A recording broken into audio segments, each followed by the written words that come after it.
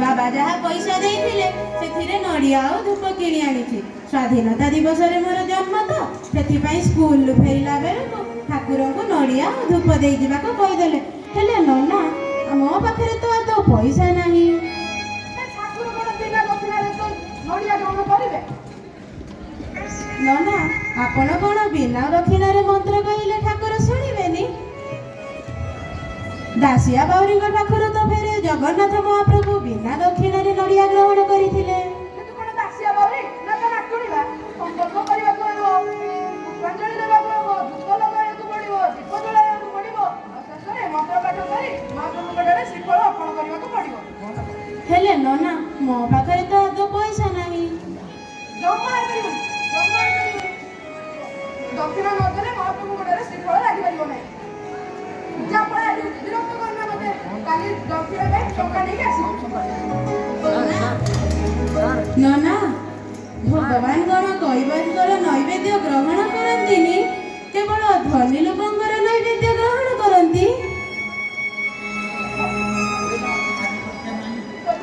ପଇସା ତ ଅଠର ନେଇକି ଟଙ୍କି ଆଣିବ, ଏବେ କଥା ଗୁଡ଼ା ଏତେ ବଡ଼ ବଡ଼ କାହିଁ କହୁଛୁ? ଭଗବାନ ସେ ନଡ଼ିଆ କଥା କୁହା ଶିଖେଇଛି। ମୋର ମା ନାହିଁ ନନା। ତୋର ମା ନାହିଁ? ତୁ କାହା ଝିଅ କିଲୋ? ତୋ ବାପା କିଏ? ମୋ ବାପା ହେଉଛନ୍ତି ଭାରତ ଦାସ। ଇହି ଭାରତ ଦାସ ଓମ୍ ତ୍ରାହି ମା ପଣ୍ଡରୀ କାକ୍ଷମ। ବେ ସେଇଟା ଗୋଟେ ମୁସଲମାନ କି ଖ୍ରୀଷ୍ଟିଆନ ତାର ଠିକ ଠିକଣା ନାହିଁ।